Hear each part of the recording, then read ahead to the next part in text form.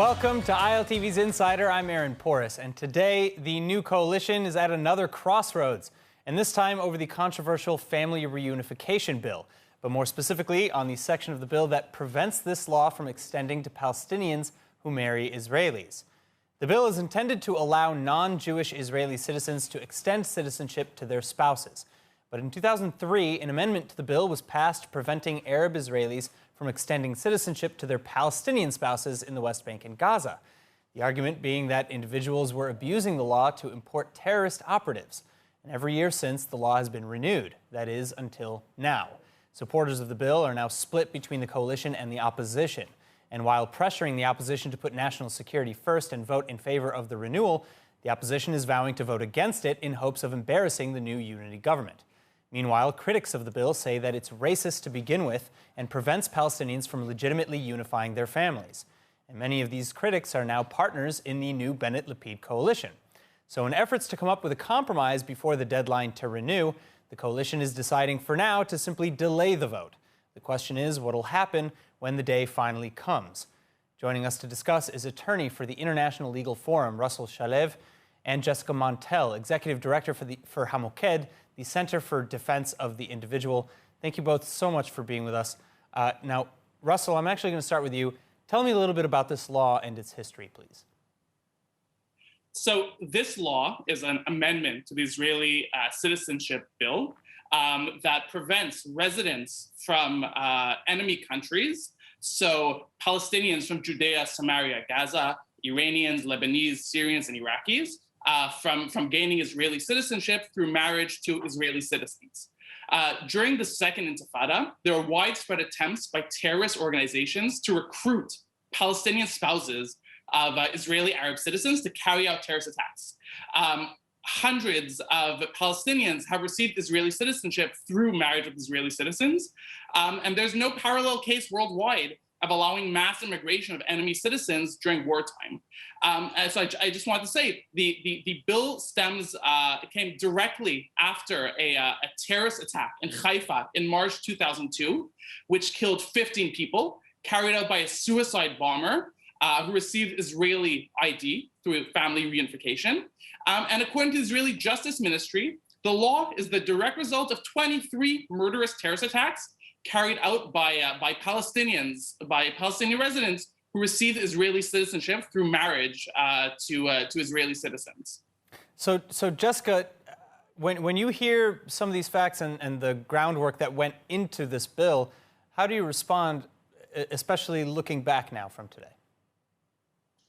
I think from the beginning, what you heard were two different contradictory justifications for the law. It's very easy to justify all sorts of things as necessary for security, and then who's going to say you can't do all sorts of things to keep us citizens safe?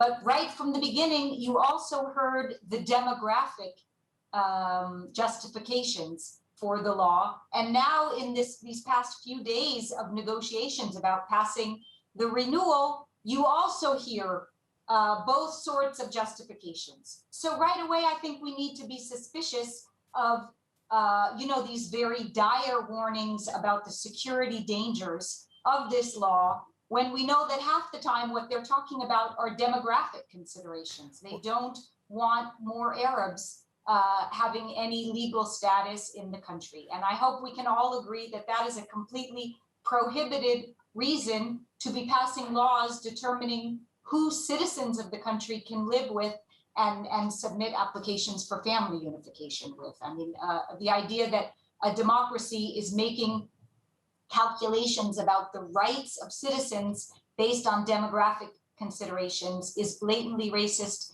and should not at all be allowed. I would also say, again, everyone knows that this law is super problematic. It's not a law, it's a temporary order that is passed for 1 year. And on that basis, it was approved by Israel's High Court of Justice by a tiny margin. It was approved for 1 year because they knew it was super problematic for a democracy to be passing this kind of law. So every year they're extending it for 1 year. And then another year, and we've been in this situation for 17 years. So I think it's long past the time just not to extend it again. Russell? So First, I want to be clear. Every country has the right to determine its immigration policy. Most countries don't grant automatic right or even residency to non-nationals because of marriage to citizens. So there's no principle in international law that Israel must grant citizenship rights first of all to anybody by marriage, but specifically, right? I'm sure that Jessica, right, is aware that Israel has a long-standing armed conflict with Palestinian residents of Judea, Samaria, and Gaza, among also Iraq, Syria, and Iran. Right. So certainly Israel has every right to determine its immigration policy vis-a-vis these people. But let's be clear, right? Jessica was very quick to dismiss the security concerns behind the law.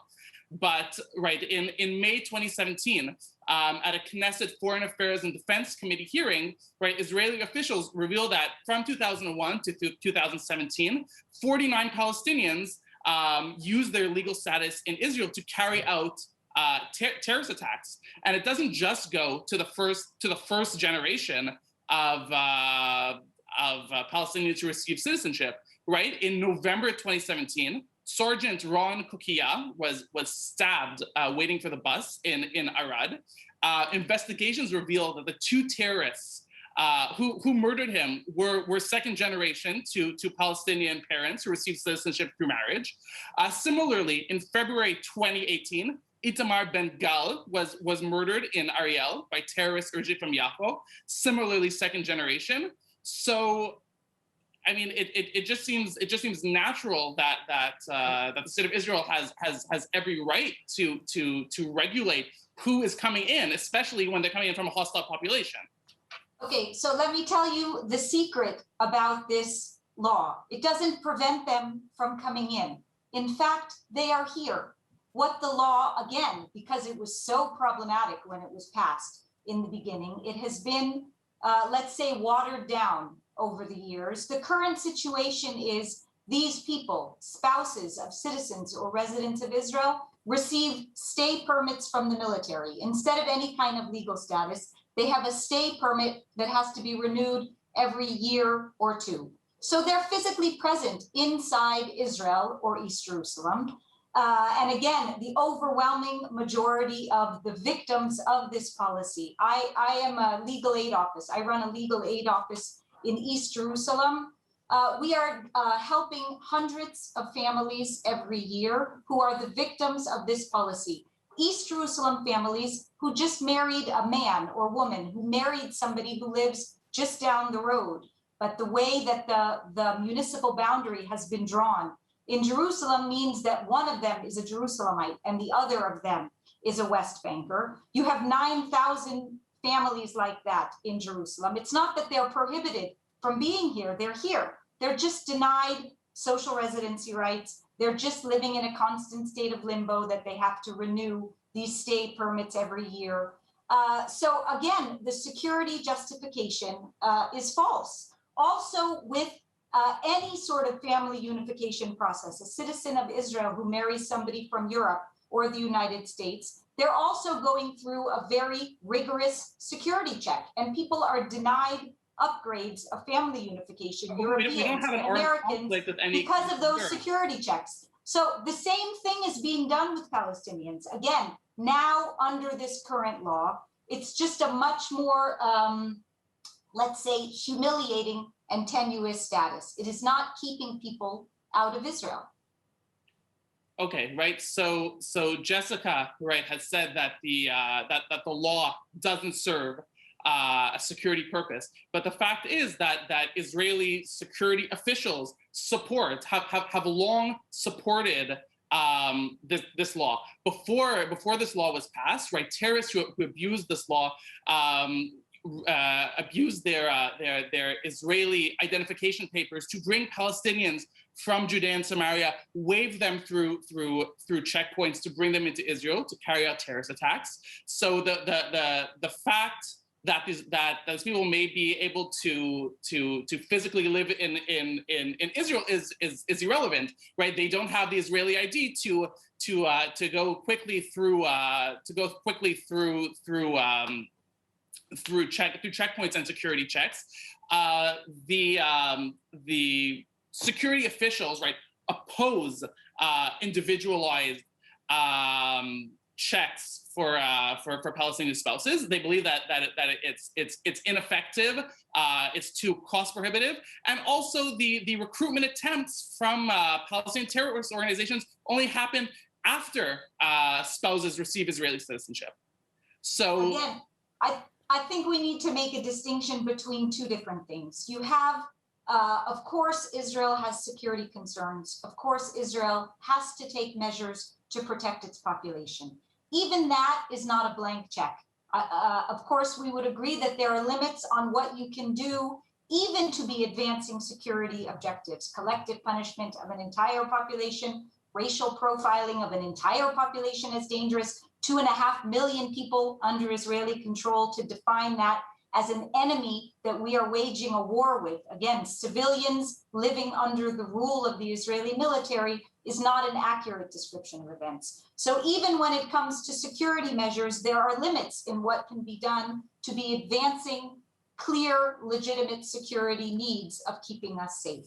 But the fact that every justification for this law is mixing security with demographic concerns should be a red flag to anyone who uncritically accepts this as a security policy. Time and again, even our defense minister just said this law is crucial for security and to safeguard Israel's as a, the Jewish democratic state. Again, mixing security and demographic concerns in a way that right away should flag that something is wrong with these justifications. Russell, what do you say actually to the argument? I'm sorry, I just wanted to piggyback on what Jessica was saying. What do you say, Russell, to the arguments that a big portion of this law is simply to maintain Israel's Jewish majority? Well, first of all, Israel, like any country, right, has the right to determine who enters its borders, who becomes a citizen. And since Israel's very foundation, right, the maintenance of a Jewish majority has been Israel's raison d'etre, right? Since the Oslo Accords, there was a intentional policy of Palestinians to promote a backdoor right of return for Palestinians without this being part of political negotiations, just a blanket entry of hundreds of thousands of Palestinian residents of Judea and Samaria. Hundreds of thousands, a blanket entry of hundreds of thousands that are trying to get citizenship? Yes. Right. According to Israeli statistics, at least 150,000 Palestinians in the past decades have received citizenship through marrying Israeli spouses. And yes, Israel, like any country, has the right to determine its immigration policy. I have to stop you again. I have to stop you. We're not talking about immigration policy. You keep saying it's immigration policy. We're talking about the rights of citizens. Do citizens of Israel, Jews and Arabs, have equal rights, or do they not have equal rights? That's the question. One second. It's not about the rights. No blanket policy that says that there's no blanket policy anywhere that says that spouses of citizens are able to gain citizenship. Try it in the United States. You will not get citizenship because of immigration concerns that every country has the right to determine. Just to follow, what citizen of the United States would be denied the right to live with their spouse in the United States? I'm not familiar with any restriction like that. There is an immigration process, of course, and potential spouses could absolutely be denied citizenship. And prospective spouses who are applying for citizenship can and absolutely are denied by United States immigration services. Of course. Of course, we're not talking about automatic citizenship. In Israel, the process is not even citizenship. There are many hurdles that you go through. If I, a citizen of Israel, marry somebody from the United States and ask for status for them here, of course, there is a graduated process of several years of interviews and security checks and other checks before that individual is given status. That is completely different than setting a blanket prohibition to say this group of citizens, without looking into the individual specifics of each case, this group of citizens is a priori denied the right to ask for any status for their spouse. I do not know of any democracy that has that sort of prohibition.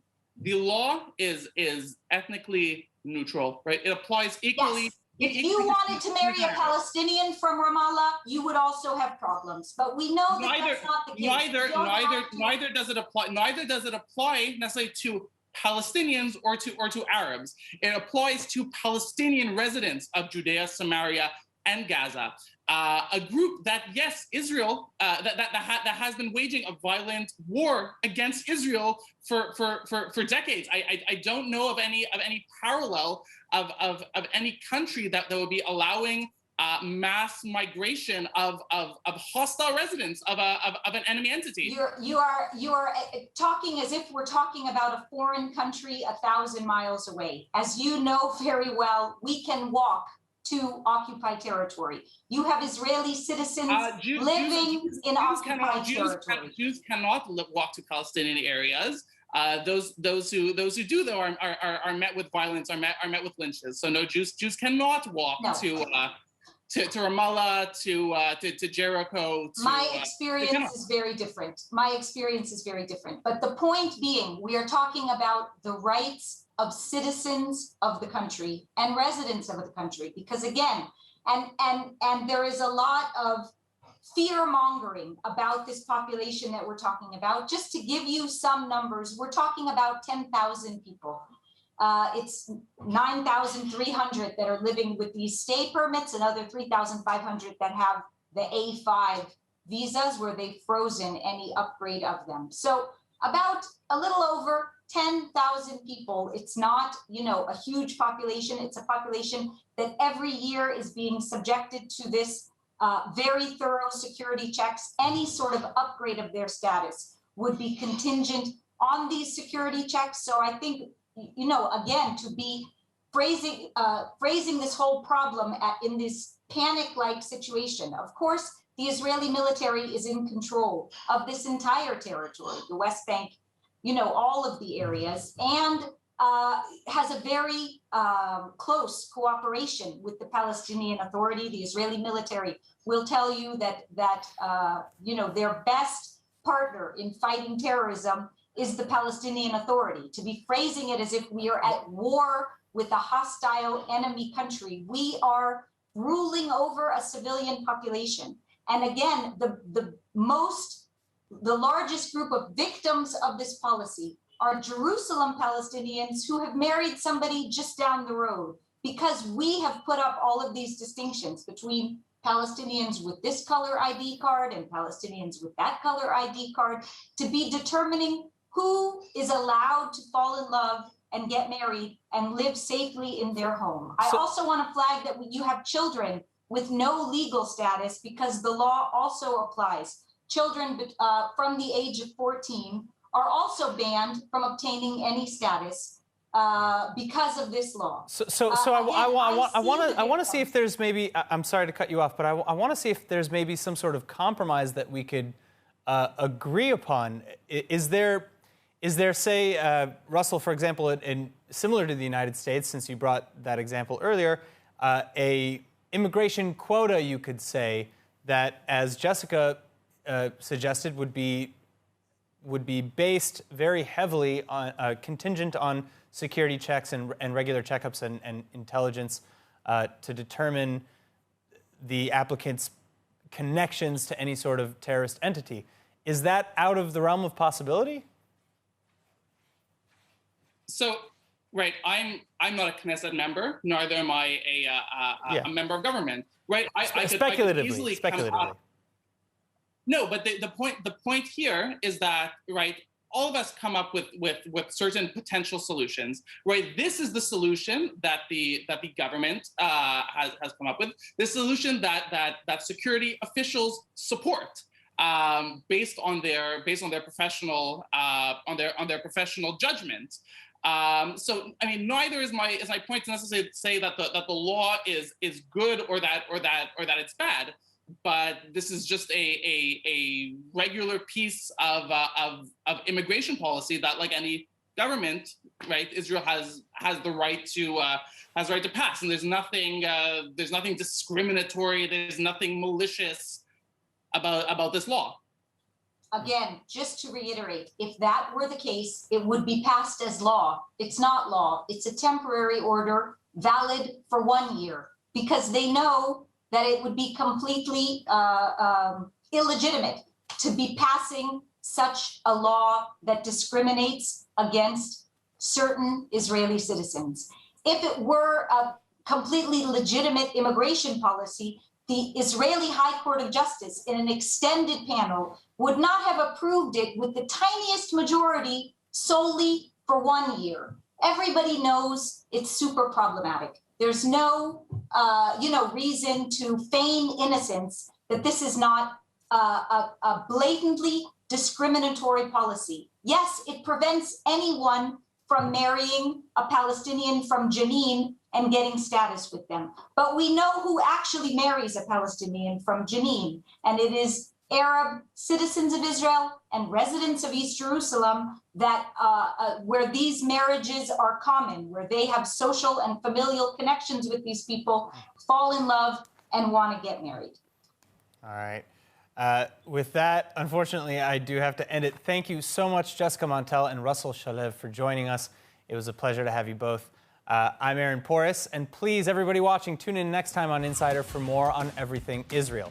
If there's a topic that you'd like us to cover next, let us know about it in the comment sections online. And finally, for more news from Israel, follow ILTV on Facebook and Instagram, and subscribe to our YouTube and our ILTV.TV channels. Thank you again. Be well. We'll see you soon.